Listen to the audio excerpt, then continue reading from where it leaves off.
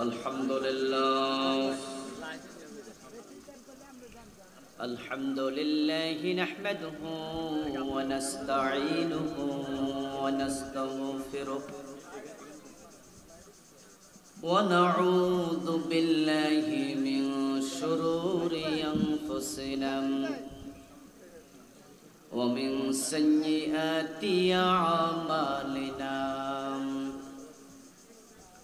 من يهد الله فلا مضل له ومن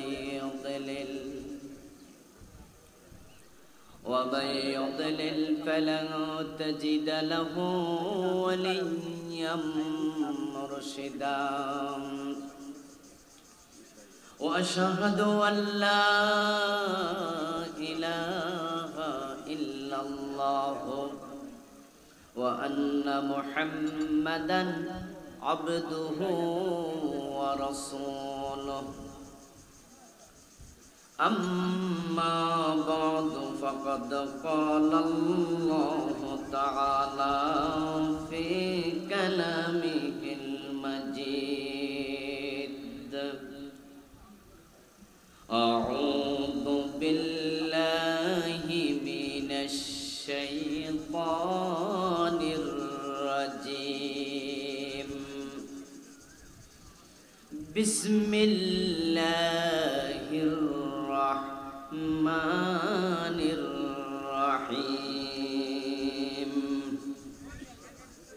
قل هل ننبئكم بالأخسرين أعمالا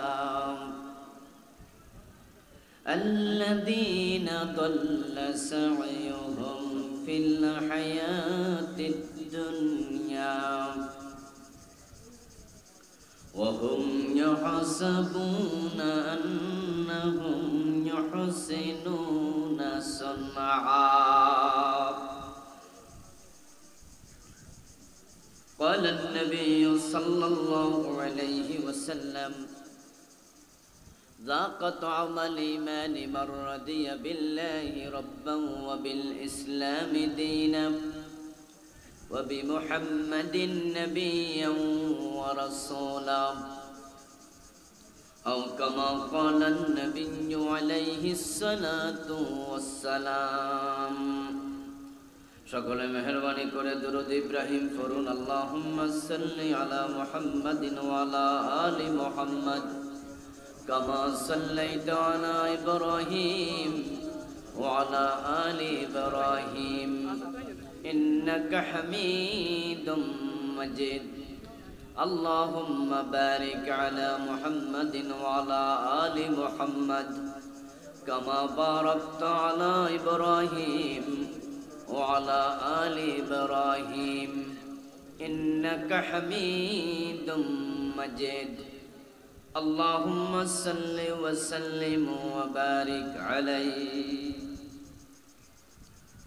উত্তর সাততলী শেখ রেজা ইসলামিয়া হাফিজিয়া মাদ্রাসা ও এতিমখানার উদ্যোগে আয়োজিত আজকের এই চমৎকার তাফসীরুল কোরআন মাহফিলের মুআজ্জাজ মুকাররম সম্মানীয় সভাপতি বিশিষ্ট আলেমে দ্বীন এলাকার সকলেরই অত্যন্ত শ্রদ্ধাভাজন মুরব্বী মুহতারাম আলহাজ হযরত মাওলানা আব্দুল মালিক সাহেব আল্লাহ তাআলা হুজুরের নেক হায়াত দারাজ করুন আমিন। সম্মানীয় প্রধান অতিথি হিসেবে উপস্থিত থাকার কথা ছিল নাঙ্গলকোট উপজেলা পরিষদের সম্মানীয় চেয়ারম্যান জননেতা জনাব আলহাজ শামসুদ্দিন কালু সাহেব। তিনি চিকিৎসার জন্য ইতোমধ্যে আমেরিকাতে গিয়েছেন, আপনারা শুনেছেন। আমরা দোয়া করি আল্লাহ তাআলা তাকে শাফায়ে কামেলা আজেলা এবং হেদায়াতের সাথে আল্লাহ তাআলা সুস্থ করে দিন। আজকের মাহফিল অত্যন্ত চমৎকারভাবে কোরআন এবং সুন্নাহ থেকে আমার পূর্বে আলোচনা উপস্থাপন করেছেন লাকসাম তারাফাইয়া দাখিল মাদ্রাসার সম্মানিত সুপার নন্দিত মুফাসসির কোরআন, যিনি অত্যন্ত চমৎকার আলোচনা করেন। আমিও ঘরে বসে শুনেছি, সূরা নাহল থেকে আলোচনা করেছিলেন আজকে। মুহতারাম মাওলানা আব্দুল মালিক আশরাফি, আল্লাহ তাআলা ওনার কণ্ঠকে দ্বীনের জন্য কবুল করুন। মুহতারাম চেয়ারম্যান সাহেব আমাদের সম্মুখে কথা বলেছেন। উপস্থিত অন্যান্য সম্মানীয় বিশেষ অতিথিবৃন্দ, মুহতারাম উলামায়ে কেরাম, ইসলাম প্রিয় তাওহীদি জনতা, পর্দার অন্তরালের সতী সাধবী সম্মানিতা মা ও বোনেরা, আপনারা সকলে কেমন আছেন? মাশাআল্লাহ, মাশাআল্লাহ, আলহামদুলিল্লাহ, আমিও ভালো আছি। আল্লাহ তাআলা আমাদের সকলকে ভালো রাখুন, সুস্থ রাখুন, যতদিন বাঁচিয়ে রাখবেন ঈমানের সাথেই রাখুন। আল্লাহ তাআলার পবিত্র জাতের লাখো কোটি শুকরিয়া জ্ঞাপন করছি, যে মহান মনিব অত্যন্ত মেহেরবানি করে এই ভর দুপুর বেলায় প্রচন্ড গরমের মাঝে দুনিয়ার হাজারো ব্যস্ততাকে পাশে ঠেলে কোরআনের আহ্বানে, কোরআনের ময়দানে আমাদের সকলকে হাজির হওয়ার তৌফিক দিলেন। বিশ্বব্যাপী চলমান করোনার চরম বিপর্যস্ততার মাঝেও যিনি আমাদেরকে সুস্থ রাখলেন, কোরআনের কথা বলার মতো, শোনার মতো কোরআন মুখে হৃদয় দিলেন, এই সব নেয়ামতের মালিককে। এই জন্য আমরা আলোচনা শুরুতেই মন প্রাণ উজাড় করে অন্তরের সবটুকুন শ্রদ্ধা এবং ভালোবাসা দিয়ে আমাদের মনিব আল্লাহ তাআলাকে শুকরিয়া জানাই, কৃতজ্ঞতা জানাই। সবাই মিলে জোরে জোরে একবার কালিমাতুশ শুকর করি, আলহামদুলিল্লাহ। দুরূদ ও সালাম বিশ্বনবী সাইয়্যিদুল মুরসালিন, ইমামুনা, কুদওয়াতুনা, হাবিবুনা, উসওয়াতুনা, সনদুনা, তাবিবু কুলুবিনা, মুহাম্মাদুর রাসূলুল্লাহ সাল্লাল্লাহু আলাইহি ওয়াসাল্লামের উপর সাহাবায়ে কেরাম ও শুহাদায়ে আযমের আলা ইল্লিয়িন আল্লাহ তাআলার কাছে কামনা করছি, বলুন আমিন। সম্মানিত ভাইয়েরা, আমি আপনাদের সম্মুখে পবিত্র কোরআন মাজিদ থেকে সূরাতুল কাহফের 103 এবং 104 নম্বর দুটি আয়াতে কারিমা তিলাওয়াত করেছি। বিশ্বনবীর পবিত্র মুখ অনুসৃত একখানা ছোট্ট হাদিসে নববী পাঠ করেছি। আল্লাহ তাআলা তৌফিক দান করলে এখান থেকে কিছু কথা বলবো ইনশাআল্লাহ। আল্লাহ তাআলা বলছেন, কুল, হে প্রিয় নবী আপনি বলুন, হাল নুনাব্বিউকুম, আমি কি তোমাদের খবর দেব নাকি, বিল আখসারিন, কিছু ক্ষতিগ্রস্ত মানুষের, আমালা, আমলের দিক থেকে। হে নবী আপনি বলুন, আমলের দিক থেকে কিছু ক্ষতিগ্রস্ত মানুষের খবর আমি তোমাদের দেব নাকি। আল্লাযীনা দাল্লা সাইয়ুহুম, যাদের যত কর্মতৎপরতা সব হারিয়ে গেছে, যার নাই তার হারানোর সম্ভাবনা নাই, যার আছে তারটা হারাতেও পারে। যাদের হারিয়ে গেছে দুনিয়ার যত কর্ম সব, আল্লাযীনা দাল্লা সাইয়ুহুম, হারিয়ে গেছে তাদের তৎপরতা, আমল, ফিল হায়াতিদ দুনিয়া, দুনিয়ার জীবনে আমলগুলো হারাই গেছে। এর মানে দাঁড়ালো তারা আমল করেছে কিন্তু এগুলো হারাইয়া গেছে। ওয়াহুম ইয়াহসাবুন, অথচ তারা ধারণা করতেছে, আন্নাহুম ইহসিনুনা সুনআ, তারা ভালো কাজ করে চলছে। তারা যে ক্ষতিগ্রস্ত, তাদের আমলগুলো যে দুনিয়াতে হারাইয়া গেছে এটা বুঝার সুযোগও তাদের নাই, তারা বুঝতেও পারে না, তারা মনে করে তারা ঠিক আছে, অথচ তারা ক্ষতির মাঝে নিমজ্জিত হয়ে গেছে। ও নবী, আপনি বলুন, আমি কি এমন মানুষের খবর তোমাদের দেব নাকি যে মানুষগুলো আমল করলো কিন্তু আমল হারাইছে, যে মানুষগুলো আমলের দিক থেকে ক্ষতিগ্রস্ত হয়ে গেছে, তাদের খবর আমাদেরও জানা দরকার আছে কিনা? আল্লাহ না করুক যদি ওই ক্ষতিগ্রস্তদের দলে নিজের অজান্তেও নাম ঢুকে যায়, উপায় নেই। সোনালী যুগে সাহিবুল ওহীর কাছে খবর আসতেছে, যেই যুগের মানুষ অধিকাংশই ছিল ভালো, ওহী নাজিলের যুগে যদি কিছু ক্ষতিগ্রস্ত মানুষ থাকে, ওই মানুষের সংখ্যা আজকের এই দিনে কমেছে না আরো বেড়েছে? এখন বেড়ে গেলে নিজের অজান্তেও ক্ষতিগ্রস্তদের তালিকায় আমাদের কারো নাম থাকার সম্ভাবনা আছে না নাই? যদি থাকে সতর্ক হওয়া দরকার আছে কিনা? এজন্যই মাহফিল, এজন্যই ওয়াজ নসিহত, এজন্যই পীর সাহেবদের তালিম তারবিয়াত, এজন্যই তাবলীগের দাওয়াতি কাজ। ওয়াযাক্কির ফাইন্নায যিকরা তানফাউল মুমিনিন। আল্লাহ তাআলা কোরআন মাজিদে বলেন, ও নবী, আপনি মানুষকে ওয়াজ করেন, জিকির করেন, তাযকিরা করেন, নসিহত করেন, নিশ্চয়ই যাদের ঈমান আছে নসিহত তাদের উপকারে আসবেই। আমরা এই মাহফিলে আজকে আলোচনা করব এমন কিছু মানুষ নিয়ে, যেই মানুষগুলো দুনিয়াতে আমলের দিক থেকে ক্ষতিগ্রস্ত হয়ে গেছে, আর সেখানে যদি আমরা নিজের নাম দেখতে পাই, আমরা তাওবা করে আজকে ফিরে আসার সিদ্ধান্ত নিয়ে বাড়ি যেতেই, কারণ আজকের রাত, আজকের দিনও কারো জীবনের শেষ দিন, শেষ রাত হতে পারে। নিঃশ্বাসের কোনো বিশ্বাস নাই, এক সেকেন্ডেরও ভরসা। ক্ষতিগ্রস্ত অবস্থায় মারা গেলে উপায় নাই। হাসরের ময়দানে আল্লাহ তাআলার সামনে হাজির হওয়ার পরে অনেক নামাজি, অনেক হাজি, অনেক গাজী, অনেক রোজাওয়ালা দেখবে নেকের আমল নামাটা সাদা কাগজের মতো খালি, একটা নেকও নাই।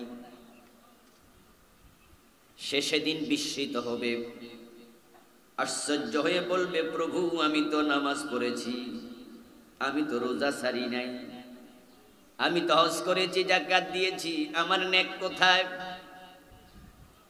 আল্লাহ তাআলা বলবেন, আল্লাযীনা দাল্লা সাইয়ুহুম ফিল হায়াতিদ দুনিয়া। আমি সূরা আল কাহফের 103 নম্বর আয়াতে বলছি, কিছু মানুষ আছে যাদের নেক আমলগুলো হারাইয়া গেছে, তুই তো তাদের একজন। নেক আমল করেছিস কিন্তু আমল নামায় যোগ হয় নাই। আমার বন্ধু, হিন্দুদের দোকানে ভিক্ষুক গেলে তারা কি ভিক্ষা দেয় না? একজন হিন্দু একজন ভিক্ষুককে 10টা টাকা দিল, এটা বদ আমল না নেক আমল? কথা বলেন। হিন্দু গরিবরে টাকা দিছে, গুনাহ হয়, সওয়াবের কাজ কিনা? নেক আমল নিশ্চয়ই, কিন্তু সওয়াব হওয়ার জায়গা কই? অ্যাকাউন্ট তো নাই। ব্যাংকে যায়া ম্যানেজারের কাছে টাকা দিয়ে আসলে আপনার নামে যোগ হবে না। যদি আপনার নামে যোগ করতে চান তাহলে একটা অ্যাকাউন্ট খোলা দরকার আছে না নাই? ওই হিন্দু মিয়া নেক আমল করলো, যোগ হওয়ার অ্যাকাউন্ট নেই। মিথ্যা বলে না, হারাম খায় না, নেই বিচার করে, পরোপকার করে, এমন হিন্দু আছে না নাই? ধোকাবাজি করে না, ওজনেও কম দেয় না, মালে বেজাল দেয় না, মানুষ ঠকায় না, গরিব দুঃখীর সেবা করে, এমন হিন্দুও আছে, কিন্তু তার আমল নামায় সওয়াব আসেনি। মাদার তেরেসা ইউরোপের নাগরিক ছিলেন, ভারতে বসবাস করতেন। হাজার হাজার ইয়াতিমকে নিজের মা নিজের সন্তানের মতো মায়ের ভালোবাসা দিয়ে বড় করছে। ইয়াতিমের লালন পালনের মাঝে সওয়াব আছে না নাই? মাদার তেরেসা পাইছে সওয়াব কয়টা? হাদিস হলো, যদি কোনো ব্যক্তি ইয়াতিমের মাথায় হাত বুলায়, যতগুলো চুলের তল উপর দিয়ে হাত যাবে, বিকুল্লি শাওরাতিন হাসানাত, প্রতিটা চুলের বিনিময়ে অসংখ্য নেকি পায়। মাদার তেরেসা শুধু হাত বুলায় নাই, মায়ের ভালোবাসা দিয়ে বড় করছে। হাজার হাজার ইয়াতিম, শত শত ইয়াতিমখানা খুলেছে ভারতে। কর্মের স্বীকৃতি স্বরূপ তাকে শান্তিতে নোবেল প্রাইজ দেয়া হয়েছে। ওই নোবেলে প্রাপ্ত অর্থ সবটা ইয়াতিমখানায় দিয়ে দিছে। বিশ্ব নবী বলেছেন, আনা ওয়াকাফিলুল ইয়াতিম কাহাতাইনি ফিল জান্নাহ, যে একজন ইয়াতিমকে লালন পালন করবে, সে আমি নবীর পাশের জান্নাত পাবে। মাদার তেরেসা শত শত নয়, হাজার হাজার ইয়াতিম পালছে, জান্নাত পাইছে, পাওয়ার সম্ভাবনা আছে। আমল নামায় সওয়াব যোগ হয়েছে না খালি? কারণ তার আমল নামার মাঝে শিরিক আছে। উনি ছিলেন খ্রিস্টান, আর খ্রিস্টানদের ইতিকাদ হলো, আকীদা হলো, ওয়াকালাতিন নাসারাল মাসীহ ইবনুল্লাহ, খ্রিস্টানদের বিশ্বাস হলো, আকীদা হলো, ঈসা আলাইহিস সালাম আল্লাহর ছেলে। ঈমান আছে না নাই? যার ঈমান নাই, তার নেক আমল করেও কোনো লাভ নাই। এই নেক আমল আমল নামায় যোগ হবে না, আমল করেও ক্ষতির মাঝে নিমজ্জিত। হিন্দু ভদ্রলোক ফকিরের হাতে টাকা দিল, কিন্তু আমল নামায় যোগ হয় নাই, কারণ হিন্দু মুশরিক মূর্তি পূজা করতেছে। এই মাথা নত হবে একমাত্র আল্লাহর কাছে, সে লক্ষ্মীর কাছে, দুর্গার কাছে নত করতেছে, তাই তার নেক আমলগুলো আমল নামায় যোগ হবে না। কাদিয়ানী সম্প্রদায়ের নাম শুনেছেন? কাদিয়ানীদের মসজিদ আছে না নাই? নামাজ পড়ে কিনা? হাসরের ময়দানে তারা সফল না ব্যর্থ? কারণ তারা মুমিন না কাফের? বিশ্ব নবীকে শেষ নবী মানে না, তাই তাদের ঈমানটা আর থাকলো না। তারাও নামাজ পড়ে, রোজা রাখে, হজ করে, যাকাত দেয়, সব আমাদের মতোই করছে, কিন্তু অ্যাকাউন্টটা নাই। অ্যাকাউন্টের নাম হলো ঈমান, আমল হলো টাকা জমা দিলেন। অ্যাকাউন্ট করেন, আপনার নাম দেবেন, ঠিকানা দেবেন, ছবি দেবেন, নমিনির ঠিকানা দেবেন, নমিনির নাম দেবেন, কিছু ফর্মালিটিস মেনটেন করে অ্যাকাউন্ট খোলা লাগবে ব্যাংকে। এবার অ্যাকাউন্ট ওপেন হয়ে গেছে, 10 টাকা দিল জমা হবে, লাখ টাকা দিল জমা হবে, কোটি টাকা দিল জমা হবে। যার অ্যাকাউন্ট নাই, তার জমার সিস্টেমটাই নাই। ঈমান আছে, এবার আমল বেশি করেন আর কম করেন, জমা হবে। কিন্তু যার ঈমান নাই, আমল জমা দেওয়ার জায়গাটাই নেই। আমার বন্ধু, কাদিয়ানী কাফের। কাফের হওয়ার জন্য হিন্দু, বৌদ্ধ, খ্রিস্টান হওয়া লাগে না। শুধু আল্লাহর কোরআনের কেউ যদি একটা আইন অমান্য করে, সেও কাফের হওয়া লাগবে। কিছু মানুষ আল্লাহর সামনে হাজির হওয়ার পরে তারা বিস্মিত হবে, তাদের নেক আমল নাই, সব বাতিল, কোনোটাই যোগ হয়নি। তখন তারা আল্লাহ তাআলার কাছে বলবে, আল্লাহ আমল কই? আল্লাহ বলবেন, তুমি তো ব্যর্থদের তালিকার ভিতরে আছো। অথচ সে দুনিয়া এটা বুঝতে পারে নাই।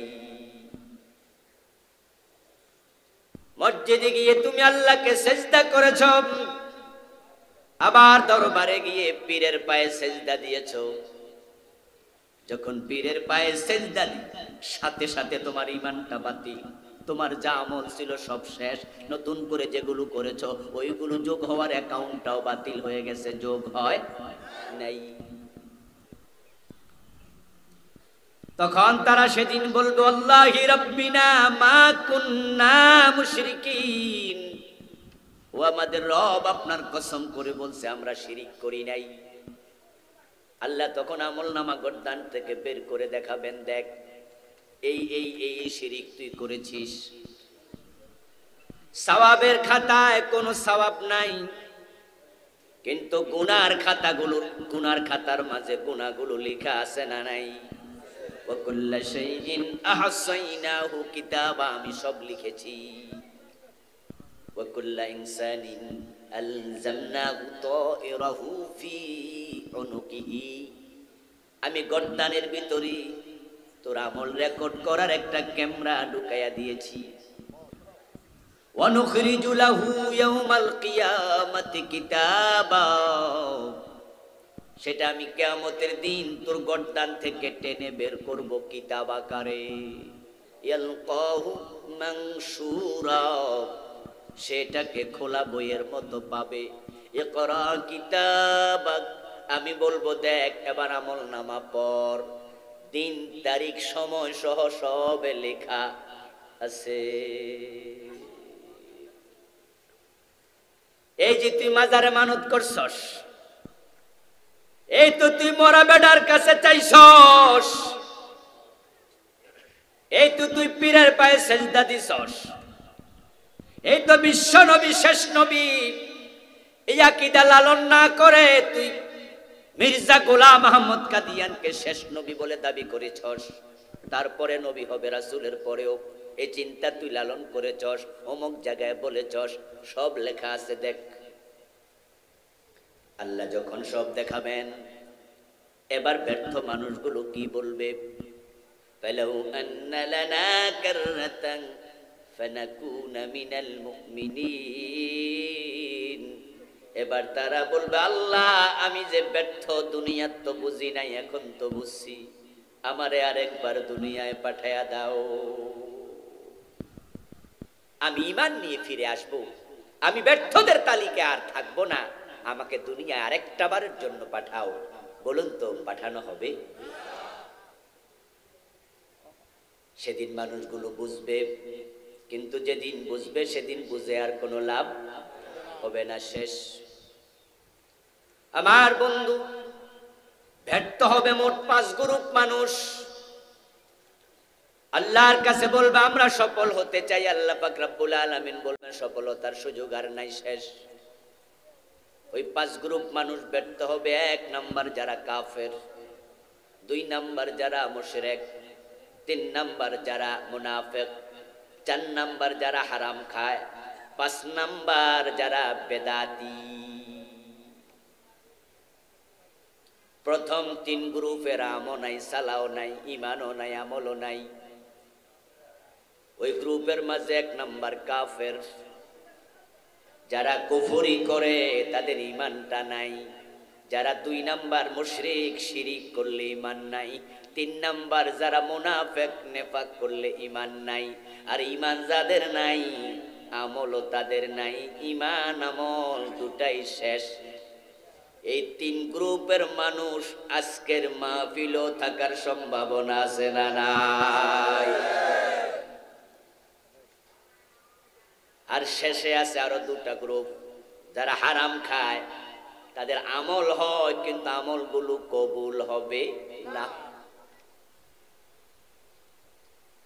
5 নাম্বার যারা বেদাতি, যখন কোন মানুষ বেদাতের সাথে ওতপ্রোতভাবে সম্পৃক্ত হয়ে যায়, তার আমল কবুল হওয়া বন্ধ।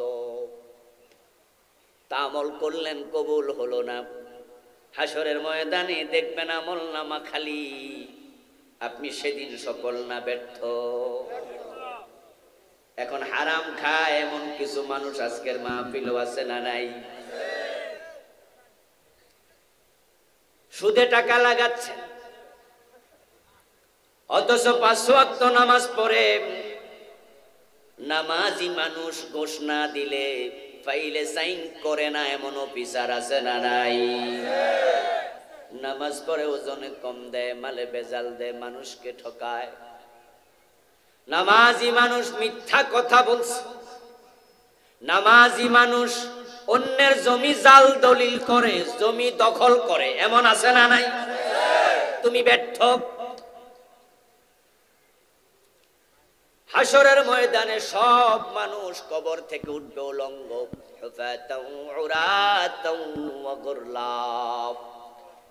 রাসূল সাল্লাল্লাহু আলাইহি ওয়াসাল্লাম বলেছেন, গায়ে কাপড় নাই, পায়ে জুতা নাই, মাথায় টুপি নাই, খতনাও করানো নাই, একেবারে মায়ের পেটের শিশু যেমন দুনিয়া আসে কবর থেকে এভাবে উঠবে। তারপরে মানুষগুলো হাসরের ময়দানে দলে দলে হাজির হবে, খালি পায়ে, খালি হাতে, খালি গায়ে।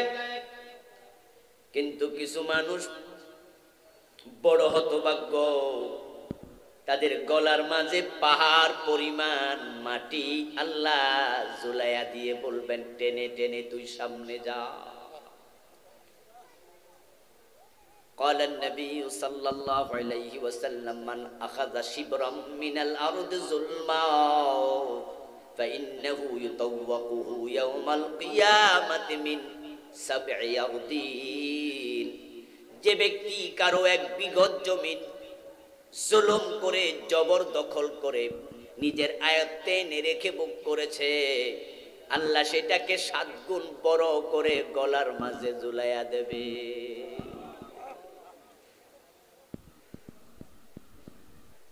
আপনি 1 বিঘত দখল করেছেন, 7 বিঘত হবে। 1 হাত দখল করেছেন, 7 হাত হবে।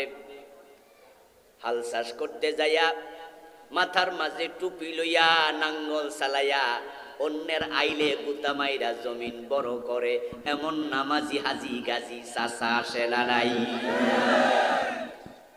ক্ষেতের আইল পাকা করে লাইছে, জমি বড় করছে।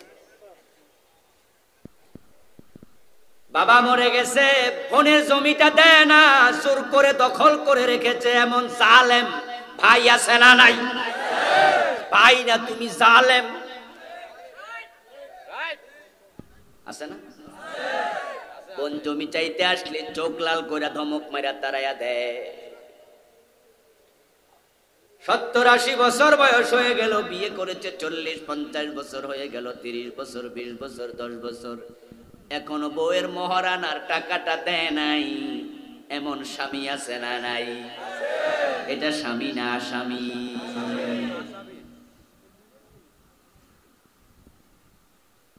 আপনি যতটুকু জমিন দখল করলেন 7 গুণ বড় করা হবে, শুধু পাশে নয়, শুধু দিকে নয়, বরং পাশ দিক 2টা মিলাইয়া।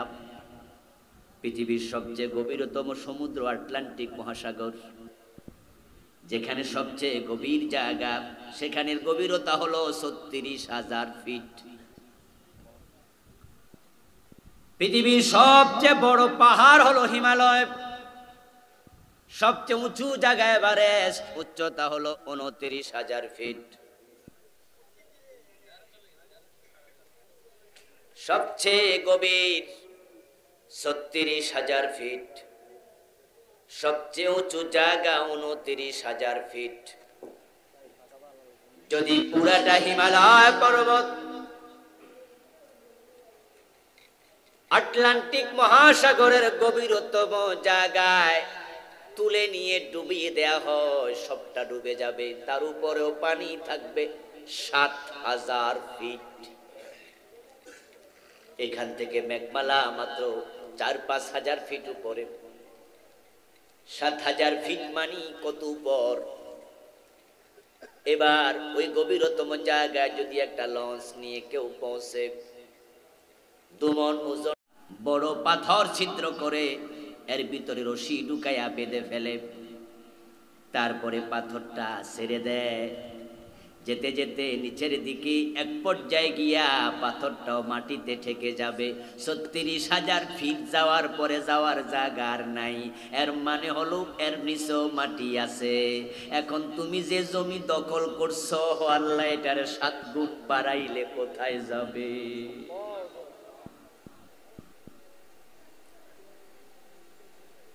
এক বিঘত দখল করেছ, ৭ বিঘত, শুধু এই দিকে নয় তলার দিকে ৭ গুণ। সবাই যাবে খালি হাতে খালি গায়ে, খালি পায়ে। তুমি যাইবা গলার মাঝে পাহাড় পরিমাণ মাটি টেনে টেনে। ইউরাফুল মুজরিমুনা বিসীমাহুম ফায়ুখাযু বিন-নাওয়াসি ওয়াল আকদাম। তুমি যে পাপাচারী মুজরিম পাপিষ্ঠ, এটা চেনার জন্য জানার জন্য আমলনামা দরকার নাই। তোমার গলার মাঝে ঝুলন্ত মাটি প্রমাণ করে তুমি জালেম ছিলা।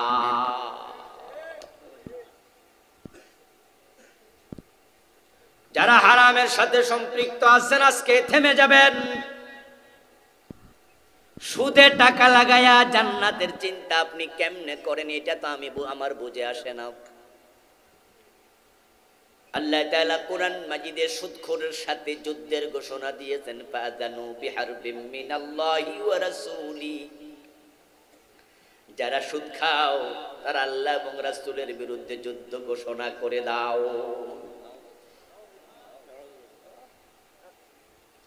ইয়া আইয়ুহাল্লাযীনা আমানুত্তাকুল্লাহ, ও ঈমানদারের আল্লাহরে ভয় করো।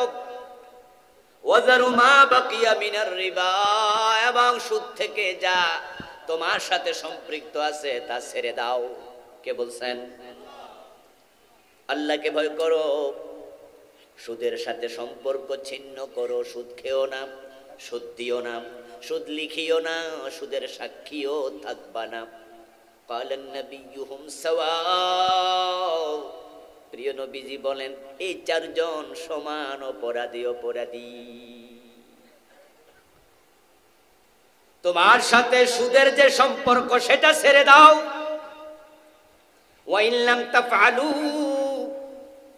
এবার আল্লাহ বলছে যদি না করো। আল্লাহ জানে অর্ডার দেওয়ার পরও কিছু মানুষ সুদের সাথে সম্পৃক্ততা বিচ্ছিন্ন করবে না। তাই আল্লাহ বলে ওয়া ইন লাম তাফআলু, যদি তুমি সুদের সাথে সম্পর্ক বিচ্ছিন্ন না করো, ফাযানু বিহারবিম মিনাল্লাহি ওয়া রাসূলি, তাহলে প্রস্তুত থাকো, স্বয়ং আল্লাহ তোমার সাথে যুদ্ধ করবে।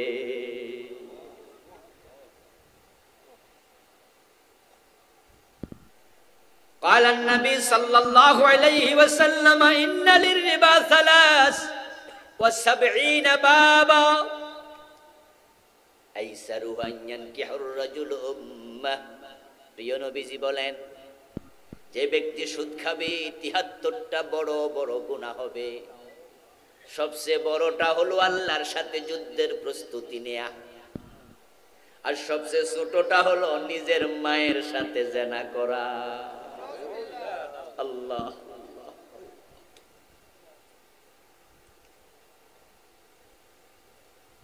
সোনালী ব্যাংক, জনতা ব্যাংক, অগ্রণী ব্যাংকের টাকা দিয়া মজা পাও। মানুষকে সুদে টাকা লাগায়া ঘরে বসে বসে তাহাজ্জুদের নামাজ পড়তেছো। বন্ধু, মনে করছো তোমার জান্নাত ঠেকাই কে? তুমি কি কোরআনে পড়ো নাই? আল্লাহ বলেছেন ফাওয়াইলুল লিল মুসাল্লিন, কিছু নামাজির জন্য ওয়াইল দোজক আছে না নাই? সবচেয়ে ছোটটা হলো মায়ের ইজ্জত নষ্ট করা। তাম বাংলাদেশে টাকার বিনিময়ে ইজ্জত বেচে এমন যদি 10,000 পতিতার তালিকা করা হয়, যে মেয়েগুলোকে 500 টাকার নোট দিলে পরপুরুষের বিছানায় চলে যায়, জাহান্নামের কীট, নিকৃষ্ট মানুষ, ওই পতিতা যদি তাম বাংলাদেশে 10,000 থাকে, একটা পতিতাও পাওয়া যাবে না যে নিজের ছেলের সাথে জিনা করে, এমন পাওয়া যাবে না। পতিতা খারাপ, কিন্তু এত খারাপ না নিজের ছেলের সাথে ব্যভিচার করে না। আর আপনি সুদে টাকা লাগাইলে সবচেয়ে ছোট গুনাহটা হলো মায়ের সাথে ব্যভিচার করছেন।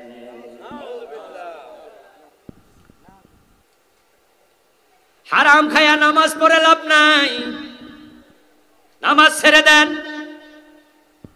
না হয় হারাম ছাড়েন, দুটো একসাথে চলতে পারে না। قال النبي صلى الله عليه وسلم من اشترى ثوبا بعشرة دراهم فيه درهم حرام لم يقبل الله له صلاته ما دام عليه। প্রিয় নবীজি বলছেন, যদি কেউ 10 দিরহাম 20 দিরহাম 1000 টাকা 100 টাকা দিয়ে একটা কাপড় কিনে, ওই কাপড়ে যদি 1 টাকা হারাম থাকে, ওই কাপড় পরে যতই নামাজ পড়ুক 1 রাকাত কবুল হবে। হারাম খাইলে ইবাদত কবুল বন্ধ, তুমি ক্ষতিগ্রস্ত। আমল করেছো কবুল হয়? আমাদের আমল এমনি তো কম, আবার যদি কবুলও না হয় এর চেয়ে বড় হতভাগা আর কে আছে? আরে ভাই, জালে ছিরা, ওই সেরা জাল লইয়া খালে গেছেন, গাঙ্গে গেছেন, মাছ ধরতে, পুকুরে নামছেন, দিঘিতে নামছেন। এখন সেরা জালে মাঝে মাঝে ট্যাংরা মাছ কিন্তু আটকা পড়ে যায়, ঠিক না? পুঁটি মাছ আর বাইং মাছ লাফাইয়া টাফাইয়া ফিসলাইয়া বাইর হইয়া যায়, কিন্তু ট্যাংরা মাছ এর গায়ের মাঝে কাটা, তাই সে ধরা খাইয়া যায়। ছিঁড়া মিরা হইল 2-4টা ট্যাংরা লাগে, কিন্তু ডুলাও যদি বাঙ্গা হয়, জালও ছিঁড়া ডুলাও বাঙ্গা, তোমার মতো জেলে তুমি কপাল পোড়া, ঠিক না? এমনি আমাদের আমলের অবস্থা কত খারাপ। আমল যে কত খারাপ এটা তো নামাজে গেলে আমরা বুঝি। ইমাম সাহেব হুজুর যদি সুবহান রাব্বিয়াল আলা একটু ধীরস্থির ভাবে 3 বার পরে মুসল্লি সেজদা থেকে মিস কল দেয়, কাশ দেয়, কাশের ধরন দেখে আমরা বুঝি এটা অরিজিনাল কাশ না। মানে হুজুর রে বুঝায়, হুজুর আমার তো শেষ, আপনি কদ্দুর গেছেন। নামাজে তাড়াহুড়ার প্রবণতা আমাদের ভিতরে আছে না নাই? রমজান আইতাছে, আমরা দেখাইয়া ছাড়মু, 22 মিনিটে 23 রাকাত শেষ। এমন তারাবি আমরা আল্লাহরে দেখামু পুরা, দেখো আল্লাহ আমাদের গতির সাথে বিমানও কুলাইতে পারবে।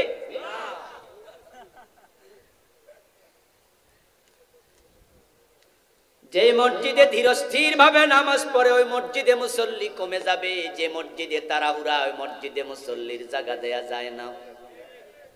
এবং হুজুর এমন কেরাত পড়ে, কি যে পড়ে, গুনগুন গুনগুন গুনগুন আস্তাগফিরুল্লাহ, রুকু থেকে সোজা হয়ে দাঁড়ায় না, 2 সেজদার মাঝখানে সোজা হয়ে বসে না, তার নামাজটা নামাজি না।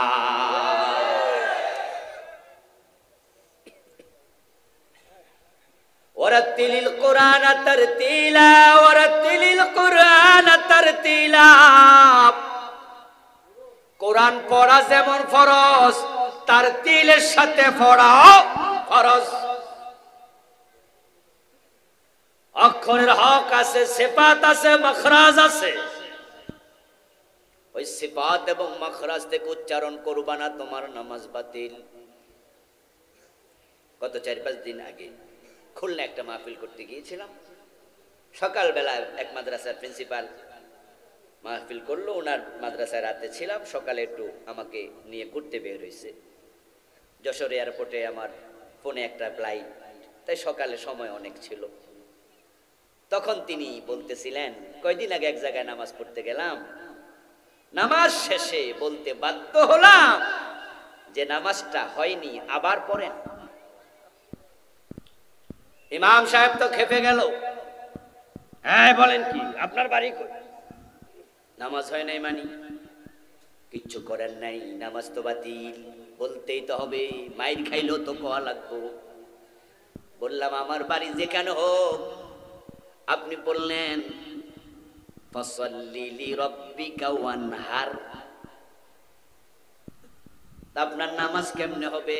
শব্দ ওয়ান হার, ওয়ান হার মানি কোরবান করো, ওয়ান হার মানি আল্লাহরে দমক মারো। তো আল্লাহরে যদি নামাজে খাড়াই আপনি দমকান, নামাজটা নিব কেডা? কথা বোঝেন? হায় হত্তি আপনি বললেন হায় হাওয়াস, শব্দ হলো ফাসাল্লি লিরাব্বিকা ওয়ানহার, আর আপনি বললেন ওয়ানহার। অর্থের মাঝে বিশাল পরিবর্তন। ইযা জা নাসরুল্লাহ, সোয়াদ দিয়া যদি পড়েন অর্থ হবে যখন আল্লাহর সাহায্য এসে যাবে। আর যদি সোয়াদের জায়গায় সিন পড়েন নাসরুল্লাহ, অর্থ হবে যখন আল্লাহর শকুন আসবে। শকুন গরু খাইতে আইব। সাহায্য আর শকুন এক জিনিস। এখন আমাদের হাফেজ, আমাদের ইমাম সাহেবেরা রমজানে এমন তারাবি পড়ায়, অক্ষর কি বলে নিজেরাও বুঝে না। গুনগুন গুনগুন গুনগুন করতে করতে যখন শেষ দিকে জালিমিন কাফিরিন পয়রা টান মারে, তখন মুসল্লিরা বুঝে রুকুতে যাওয়ার টাইম হইছে। নামাজ নামক তামাশা আমাদের এই এলাকাতেও আছে না নাই? এমনি ইবাদতের অবস্থা বড় খারাপ। বিশ্বনবী নামাজে দাঁড়াতেন, তারে মাত কাদামাহু, এত লম্বা নামাজ, দুই পা ফুলে যেত। মায়েশা সিদ্দিকা বলেন এমন রুকু করতেন আমি ভাবতাম সিজদার কথা বুঝি ভুলে গেছেন। এমন লম্বা সিজদা করতেন আমি ভাবতাম বুঝি ইন্তেকাল করেছেন। আর আমাদের নামাজ তারাবি 20 রাকাত পরে 22 মিনিটে, 18 মিনিটে, 20 মিনিটে শেষ কইরা গড়ির দিকে তাকায়া ইমামের প্রশংসা করে, হুজুর একখান পাইছি। জাল সিরা বা ডুলাও যদি ভাঙ্গা হয়, যা পড়লাম হারাম খাওয়ার কারণে তা কবুল হলো না। তোমার মতো হতভাগা কেউ নেই। নামাজ কেন পড়ছেন? রোজা কেন রাখছেন? মাহফিলে কেন এসেছেন? উত্তর আল্লাহর জান্নাত পাওয়া। অথচ নবী মুহাম্মদ বলেন লা ইয়াদখুলুল জান্নাতা লাহমুন নাবাতা মিনাস সুহুত ওয়া কুল্লু লাহমিন নাবাতা মিনাস সুহুতি ফাকানাতিন নারু আওলা বি। যে দেহ হারাম খায়া মোটা তাজা হয়, ওই দেহকে আল্লাহ জান্নাতে ঢুকতে দেবেন না। ব্যর্থ মানুষ 5 গ্রুপ, তার মাঝে একটা হলো হারামখোর। এই জন্য আজকে বাড়িতে যাওয়ার আগে সিদ্ধান্ত নিয়ে যেতে চাই, আজকের পর থেকে 1 আনাও হারাম খাওয়া যাবে না। রাজি আছেন না নাই? হালাল ভাবে কোটি টাকা আসবে, পকেটে নেবেন, ওসমান গনির মতো ধনী হবেন, আল্লাহর রাস্তায় সাদাকা করবেন, জান্নাত আল্লাহ দেবে। আর যদি হালাল ভাবে টাকা না পান, কম খাইয়া থাকবেন, হারাম খাওয়া যাবে না। শুটকি তরকারি দিয়ে ভাত খাবেন, কুড়ে ঘরে থাকবেন, সাইকেল চালাবেন, পাজারো জিপ দরকার নাই, 5 তলা বিল্ডিং লাগবে না, মুরগি পোলাও দরকার নাই, কম খাবো ভালো থাকবো না, মাটির মাঝে ঘুমাবো খাট লাগবে না, হারামের সাথে সম্পর্ক ছিন্ন করে দেন, চোখ বন্ধ হবে, জান্নাতের নিয়ামত শুরু হয়ে যাবে। এক গ্রুপ গেল ব্যর্থ। 4 নাম্বার, যাদের সাথে বিদআতের সম্পৃক্ততা আছে তাদের ইবাদত কবুল হওয়া বন্ধ। অথচ বাংলাদেশের মানুষের ইবাদতের মাঝে বিদআতের অভাব নেই। বিদআত বড় জঘন্য একটি গুনার নাম। সহিহ মুসলিমের হাদিস, সহিহ বুখারীতে এসেছে, কালান নবী সাল্লাল্লাহু আলাইহি ওয়াসাল্লাম শাররুল উমুরি মুহদাসাতুহা। মানুষ যত গুনাহ করে, ওই গুনার মাঝে নিকৃষ্ট একটা গুনার নাম হলো নতুন আবিষ্কার বিদআত। قال النبي صلى الله عليه وسلم من حدث حدثا أو أوى محدثا فعليه لعنة الله। যে বেদাত আবিষ্কার করে, বেদাতীদেরকে সহযোগিতা করে, তার উপর আল্লাহর গজব পড়ুক। রহমাতুল লিল আলামিন বদদুয়া দেয় যে বেদাত করে তাকে। ফাআলাইহি লানাতুল্লাহ, তার উপর আল্লাহর লানত। قال النبي صلى الله عليه وسلم حلت شفاعتي إلا لصاحب بدعة। প্রিয় নবীজি বলছেন, আমার উম্মত কবিরা গুনাহগারও যদি হয় তার জন্য আমার শফাআত বৈধ, আমার সুপারিশ বৈধ, কিন্তু যে বেদাতি হয় তার জন্য আমার সুপারিশ নাই। قال النبي صلى الله عليه وسلم সহিহ বুখারীতে এসেছে, বিশ্ব নবী বলেন, আনা ফারতুকুম ইয়াউমাল কিয়ামাতি আলাল হাউজ, আমি তোমাদের সবার আগে হাউজের সামনে চলে যাব, কাউসারের কাছে চলে যাব। যে ব্যক্তি আমার পাশ দিয়ে অতিক্রম করবে, মাররাবি সারেবা, যে ব্যক্তি আমার পাশ দিয়া যাবে সে হাউজের পানি পেয়ে যাবে। আমি তাকে হাউজে কাউসারের পানি পান করাবো। আর মাইয়া শরাব লা ইয়াজমাউ আবাদা, যে এক গ্লাস পানি পান করবে সে কোনোদিন পিপাসিত হবে না।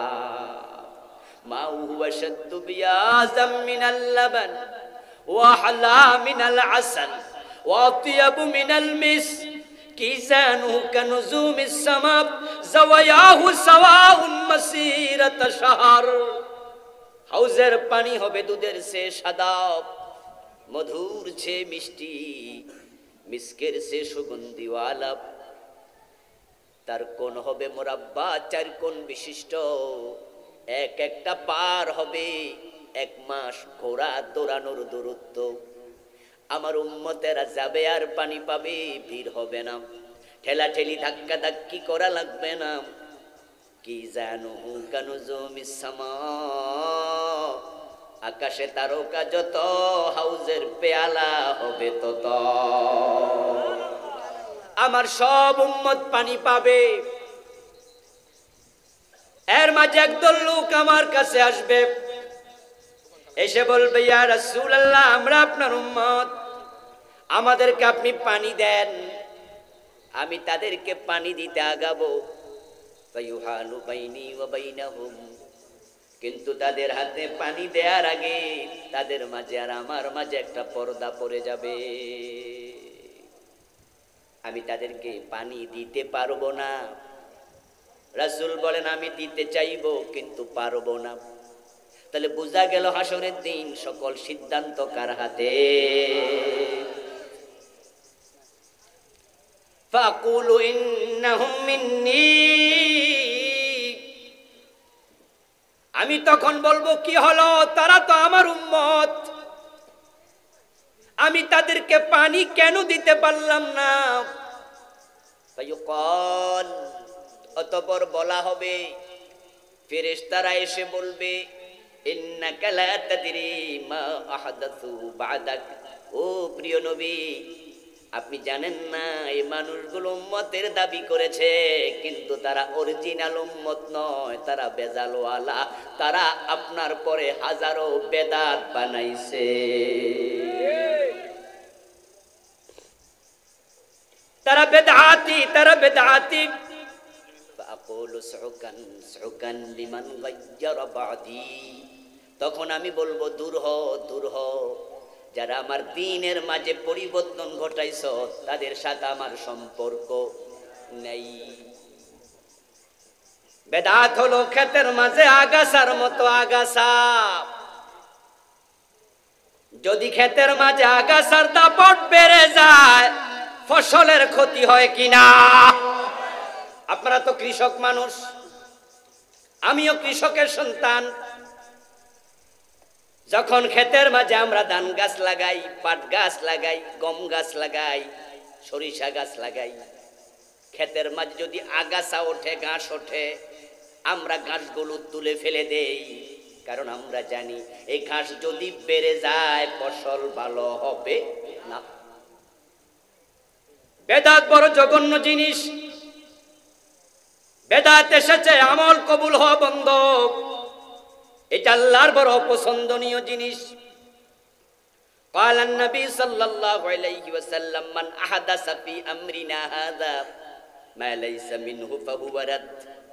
প্রিয় নবীজি বলেন, আমার দিনের মাঝে যা ছিল না নতুন করে কেউ আবিষ্কার করলো, ওটা বাতিল, ওটা বাতিল, ওটা বাতিল। রাসূল সাল্লাল্লাহু আলাইহি ওয়াসাল্লাম বলতেছেন, লা ইয়াকবালুল্লাহু লিসাহিবি বিদআতিন সালাতান ওয়ালা হাজ্জান ওয়ালা যাকাতান ওয়ালা উমরাতান ওয়ালা সারফান ওয়ালা আদলান। যে ব্যক্তি বেদাতি হয়ে যাবে আল্লাহ তার নামাজ কবুল করা বন্ধ, রোজা কবুল বন্ধ, হজ কবুল বন্ধ, যাকাত কবুল বন্ধ, কোনো ভালো কাজ কবুল হবে না। অন্য হাদিসে পাওয়া যায় হাত্তা তাওবা, তাওবাটা পর্যন্ত কবুল হয় না। আর এক হাদিসে পাওয়া যায় ইয়াখরুজুনা মিনাদ-দ্বীন, ওই বেদাতিগুলো বেদাত করতে করতে করতে করতে দিন থেকে বেরিয়ে যায়। কামা তাখরুজুশ শাওরাতু মিনাল আজীন, যেমনই আটার খামির থেকে টান দিলে চুল বেরিয়ে যায়। বেদাত খুব খারাপ জিনিস, এটা তো বুঝলেন নাকি? মা কথা বলেন না কেন? এটা বুঝছেন কিনা? বেদাত খুব খারাপ জিনিস, আমল কবুল বন্ধ। এখন বেদাত কি? আমাদের দেশে বেদাত যখনই আমরা কই তোমারটা বেদাত, তখনই কয় হ্যাঁ হুজুর তবে হাসানা। বেদাত আছে সবাই বোঝে, দলিল পায় না তাই স্বীকার করে, কিন্তু বেদাতকে হাসানা বলে চালু করে তারা নিজেরাই আমল কবুলের দরজা বন্ধ করে দেয়। সব বেদাত হাসানা হলে সাইয়্যা কোনটা? যেই যত বেদাত করে সেই হাসানা দাবি করতেছে। সাবধান মুসলমান, বেদাত থেকে নিজেকে দূরে রাখুন। হিয়াল ইবাদাতুল মুহদাসা মা লাম তাকুন ফি জামানিন নবী ওয়া আসহাবিহি। বিশ্বনবীর জামানায়, সাহাবাদের জামানায় দ্বীনের মাঝে যেটা ছিল না ওটাকে দ্বীন মনে করার নামই হলো বিদআত।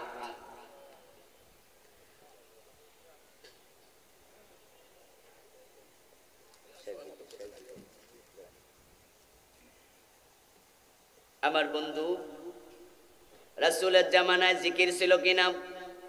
কথা বলতে হবে। জিকির ছিল কিনা? জিকির করতে করতে রাসূল গাছে উঠছে কয়দিন? রাসূলের জামানায় জিকির ছিল, ঢোল তবলা বাজাইছে। জিকির ছিল, পুরুষ মহিলা এক জায়গায় লাফাইয়া করছে। জিকির করতে করতে ওয়াজ শুইনা এমন আশেক হইয়া গেছে, শ্রোতা আইসা ওয়াজিন রে ছাপতাছে। এমন ঘটনাও বাংলাদেশে আছে না নাই? ওয়াজ শুইনা আশক উঠেছে, লার গাছের আগায় উঠটা গেছে, বাঁশের আগায় উঠটা গেছে, ফ্যান্ডেল সিরা লাইছে। পুরুষ লাফাচ্ছে, মহিলা লাফাচ্ছে, জিকির করতেছে রাসূলের শিখানো পন্থায়। জিকির করতে রাজি না, নিজেরা নতুন আবিষ্কার করেছে, ওইটাই বেদাত হয়ে যাবে।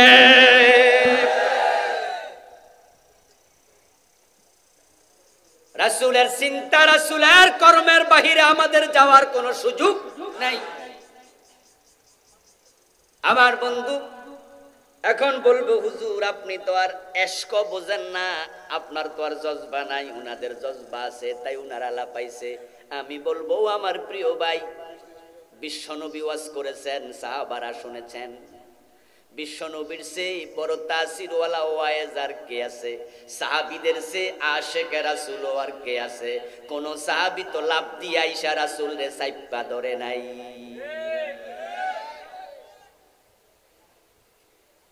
আমরা কি দেখি? যখন শ্রোতা উঠা আইসা বক্তার চাপে, অন্য মানুষ বাধা দিলে বক্তা ইশারা দেয় বাধা দিও না, মানে আরো চাপু। লাভ দিয়া উপরে বাঁশের আগে উঠে যায়, কই ধরিও না, আল্লাহর পাগল হইছে। অথচ বিশ্বনবীর বক্তব্য শুনে সাহাবাদের হালত কি হতো। নোমান ইবনে বাশীর রাদিয়াল্লাহু তাআলা আনহু বলেন, রাসূল সাল্লাল্লাহু আলাইহি ওয়াসাল্লাম বক্তৃতা দিলেন, মাউইজাতান বালিগা, এমন চমৎকার বক্তৃতা দিলেন, যারাফাত মিনহাল উয়ুন ওয়া ওয়াজিলাত মিনহাল কুলুব। বিশ্বনবীর বক্তৃতার তাসিরে আমাদের চোখ থেকে বেয়ে বেয়ে দাঁড়ি ভিজে ভিজে পানি ঝরতে থাকলো। ওনার বক্তৃতার তাসিরে আমাদের অন্তরগুলো বিগলিত হয়ে গেল। রাসূলের ওয়াজ শুনে, মজলিসে জিকির শুনে, তালিম শুনে সাহাবীদের চোখে আসে পানি, আর আমাদের ওঠে লাফালাফি। মিল না বেমিল। রাসূল এবং সাহাবাদের আমলের সাথে যেটা মিলবে না ওইটাই বেদাত হয়ে যাবে।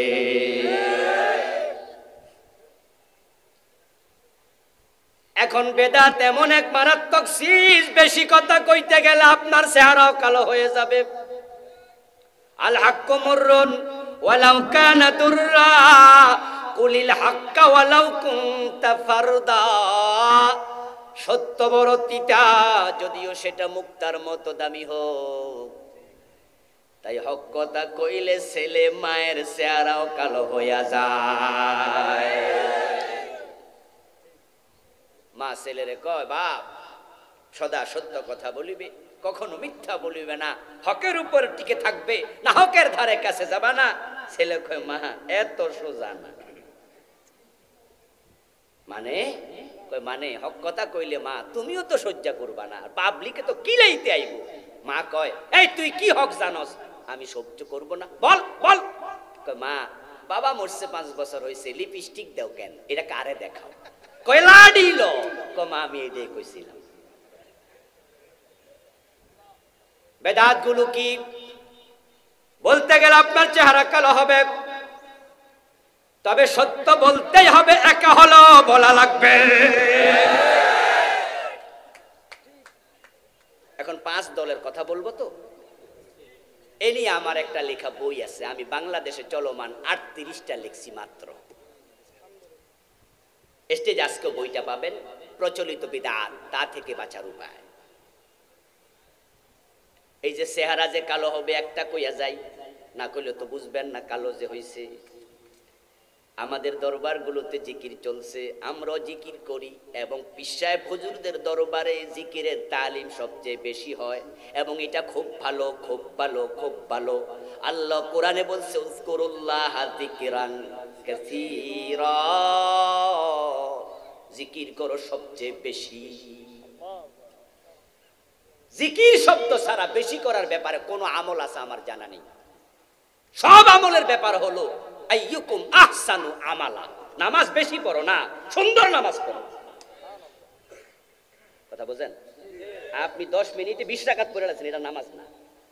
10 মিনিটে 2 রাকাত পড়ো, এটা হলো আসল নামাজ, ঠিক কি না? সুন্দর নামাজ। আমার বন্ধু, বেশি বেশি করো শুধু একটা জিনিস, সেটা হলো জিকির।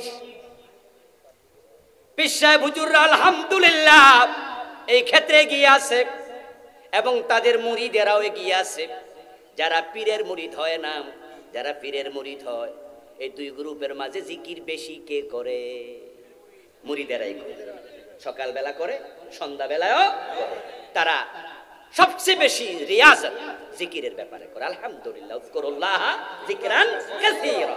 হাদিস হচ্ছে, যে ব্যক্তি জিকির করে করে তার ঠোঁট ভিজায়া রাখবে, লিসানকে ভিজায়া রাখবে, মৃত্যুর পরে হাসতে হাসতে জান্নাতে চলে যাবে। কানা নবী সাল্লাল্লাহু আলাইহি ওয়াসাল্লাম ইয়াযকুরুল্লাহ ফি কুল্লি আহইয়ানি। হাদিস হচ্ছে, বিশ্ব নবী অলওয়েজ জিকির করতেন। সুবহানাল্লাহ। এই জিকির হয় সুবহানাল্লাহ, আলহামদুলিল্লাহ, আল্লাহু আকবার, লা ইলাহা ইল্লাল্লাহ, আছে না? এরপরে আল্লাহু আল্লাহু আল্লাহু, এরপর ইল্লাল্লাহ ইল্লাল্লাহ ইল্লাল্লাহ, এরপরে হু হু হু। সাথে এবার আছে লাফালাফি, সাথে আছে তবলা, সাথে আছে সাথে আছে মাথা নাড়ানো, সাথে আছে শরীর নাড়ানো, আছে না? এবার সব যোগ হয়ে গেছে একসাথে। এখন আপনার রাসূল আমার রাসূল জিকির করেছে, সাহাবারা করেছে, এখন লাপালাপি ছিল কিনা, ঢোল বাজানো ছিল কিনা, তবলাটা ছিল কিনা, হারমোনিয়াম ছিল কিনা, ইল্লাল্লাহটা ছিল কিনা, হু হু হু ছিল কিনা, আপনাকে আমাকে বেছে বেছে দেখে দেখে কোরআন হাদিস থেকেই নিতে হবে, শুধু পীর থেকে নেওয়া যাবে না।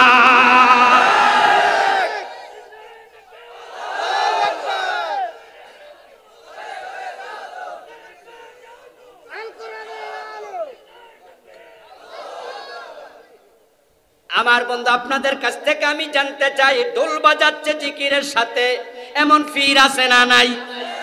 তা আপনি পীর থেকে জিকির নিলে তো ঢোলও নেয়া লাগবে, কারণ কোন পীরের কাছে তো ঢোলও। জিকিরের সাথে পুরুষ মহিলা লাপাচ্ছে, পর্দা নাই, এমন মাজলিস ও জিকিরের আছে না নাই? যদি পীর থেকে জিকির নেন তাহলে পুরুষ মহিলা এক জায়গায় জিকির করে, এমন পীরও তো আছে। এখন জিকিরের শব্দ আপনি কোনটা নেবেন? হু হু হু এমন আছে না? আরে কয় ইলখা ইলখা ইলখা, কি রে এটা, কোন খা? এখন আপনিও যদি কোন হুজুর শিখাইছে আমি ইলখা লাগাবো, চলবে না। বিশ্বনবী যে শব্দে জিকির করেছেন সেই শব্দে করা লাগবে। রাসূল ইল্লাল্লাহ শব্দে জিকির করেছেন এমন একটা হাদিস আজ পর্যন্ত আমি পাই নাই। এই যে চেহারা এখন কালো হইব আমি জানি, আপনি করেন, আমার কিচ্ছু আসে যায় না। রাসূল লাভ দেয় নাই, রাসূল ঢোল বাজায় নাই, রাসূল তবলা দেয় নাই, আপনি তখন বলবেন জি। কিন্তু আমি যখন বলবো ইল্লাল্লাহ জিকির করে নাই, তখন চেহারা কালো হবে কেন? আপনার দায়িত্ব হলো তখন হুজুর কোন কি, তাহলে আমি যে করি আমি বলবো দোস্ত আমি আবুল কালাম আজাদত করেছি, কিন্তু যখন হাদিস পড়া শুরু করলাম রাসূল যেটা করে নাই, সাহাবারা যেটা করে নাই, আমি এটা করব না।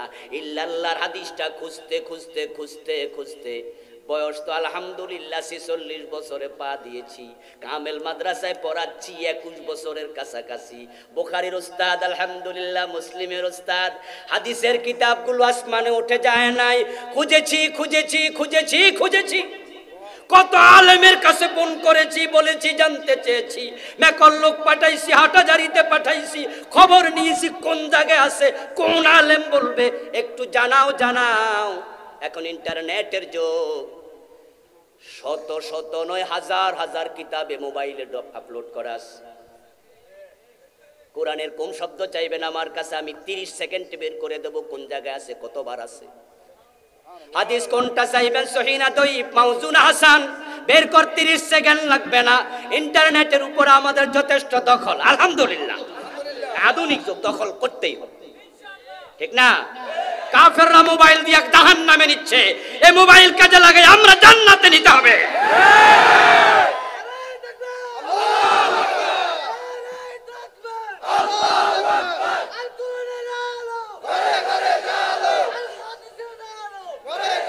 আমার বন্ধু হু হু হু পাইছেন কই? কই হুজুর কোরআনে আছে আল্লাহু লা ইলাহা ইল্লাহু, কই যে পাইয়া গেছে। কি হইছে? কি হইছে?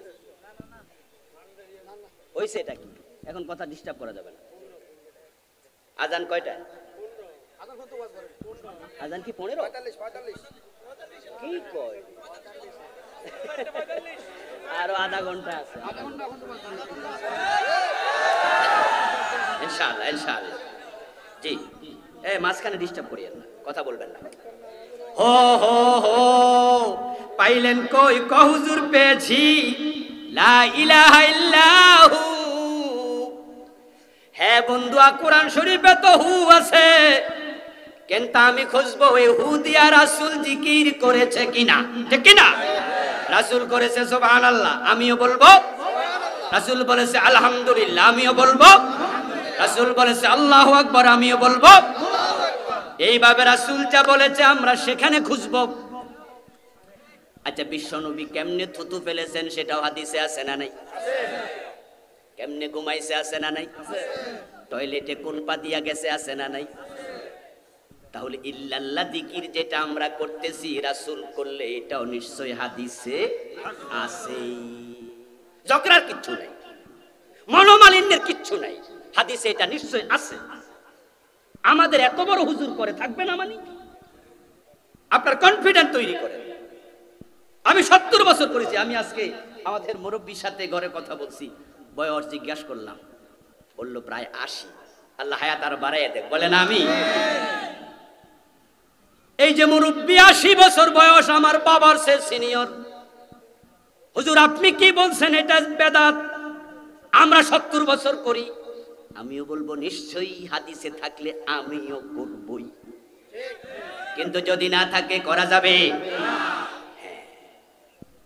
এখন আপনারা সবাই 5 টাকার একটা কলম কিনবেন, নিজে খরচ করেন।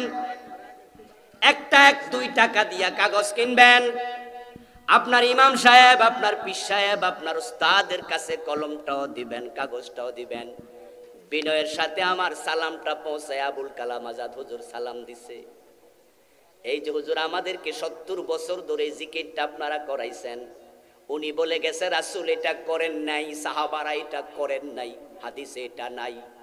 এখন এই কলমও রেখে গেলাম, কাগজও রেখে গেলাম, কোন হাদিসে আছে একটু মেহেরবানি করে লিখে দিয়েন। আমি 7 দিন পরে আসবো, সময় কম দিয়েন না, 1 সপ্তাহ দিয়ে দিবেন। তাড়াহুড়া করা কোনো প্রয়োজন। আমি 7 দিন পরে আসবো। বুখারীতে আছে না, মুসলিমে আছে, মুসনাদে আহমদ না, মুয়াত্তা ইমাম মালিক, আবু দাউদ না, তিরমিজি, কোন হাদিসের কিতাব? মেহেরবানি করে একটু লিখে হাদিস নাম্বারটা দিবেন। আমি আবুল কালাম আজাদ ঘোষক বলছে আপনাদের এলাকার সন্তানের, মানে আমিও তো কাছের মানুষ, ফলানোর জায়গাও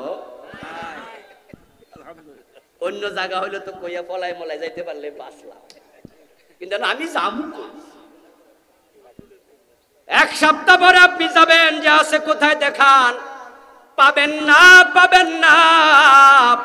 সুতরাং যদি দিতে না পারে বেদাতি কোনো কাজ করা যাবে না। যদি করেন আপনার নিজের ক্ষতি হয়ে যাবে। বেদাত করলে আমল কবুল হওয়া বন্ধ। আর যদি পাইয়া যান, তাহলে আপনার কাছে আমার বিনীত আরজ থাকবে, এই লেখাটা আমারে পৌঁছাইয়া দেবেন যে হুজুর অমুক হাদিসে আছে। আমি আপনাকে ধন্যবাদ শুধু দেব না, আমি আপনাকে পুরস্কৃত করব, এবং যে উস্তাদ দিয়েছে আমি তাকে উস্তাদ হিসাবে আজীবন শ্রদ্ধা করব। শিখার কোনো শেষ নাই। কিন্তু যদি না পান, কোন ব্যক্তির আমলকে ইসলাম বানানো যাবে না।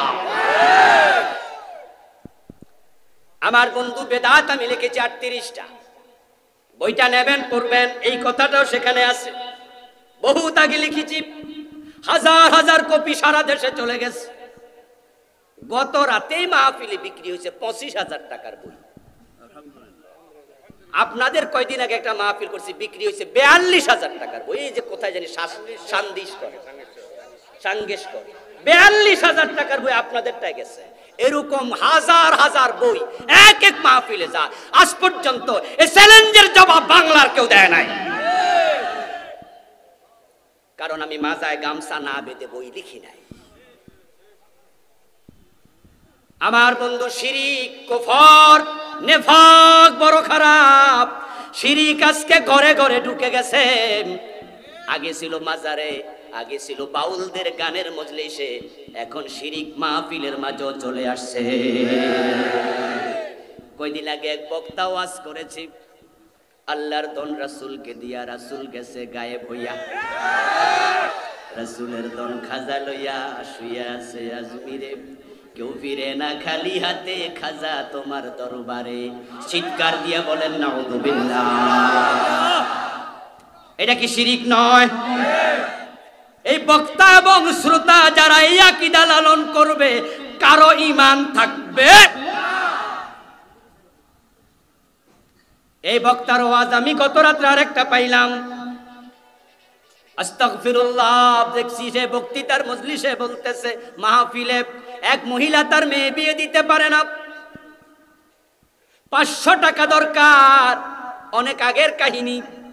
ওই মহিলা মাইনুদ্দিন চিশতি রাহমাতুল্লাহ আলাইহির দরবারে যায়া, মাজারে যায়া বলতেছে, ও গরিবে নওয়াজ খাজা মাইনুদ্দিন, আমার 500 টাকা দরকার, আমারে দেও। নাউজুবিল্লাহ পড়েন। চাওয়া দরকার কার কাছে? আল্লাহর কাছে। আমারে 500 টাকা দাও, আমি মেয়ে বিয়ে দিতে পারি না। 2 বার বলে ফেলেছে। 3য় বার বলতেছে, আমি গরিব, তুমি ধনী, তুমি গরিবে নওয়াজ, 500 টাকা আমারে দাও। মানুষকে তোমার দরবার থেকে কেউ খালি হাতে ফিরে না।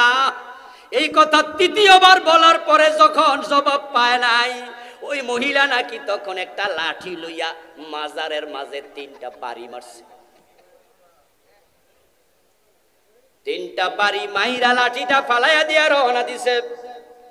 একটু সামনে যাওয়ার পরে দেখে সালা গায়ে এক পাগলা মহিলার পথ আগলাইয়া বলছে, ও মহিলা কোথায় গেছো, এখন যাও কোথায়? মহিলা পুরা কাহিনী শুনাইছে। খাজার কাছে গেছিলাম, 500 টাকা চাইছিলাম, খাজা দেয় নাই, 3টা বাড়ি মাইরা ওয়ালের মাঝে চলে আসছি। তখন ওই পাগলা মহিলার হাতে 500 টাকা দিছে, দিয়ে আবার সালাটা শরীর থেকে সরাইয়া পিঠ দেখাইছে। মহিলা দেখে নাকি 3টা বাড়ি লাগিয়া রইছে।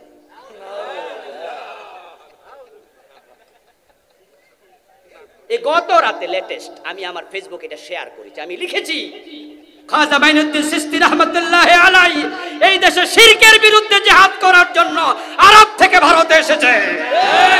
মানুষকে মুশরিক বানাতে আসে নাই। হাজার হাজার কাফের মুসলমান হয়েছে। আর তার নামে আজকে শিরক ব্যবহার করা হচ্ছে, শিরকের আহ্বান করা হচ্ছে। এই বক্তাকে বয়কট করতে হবে।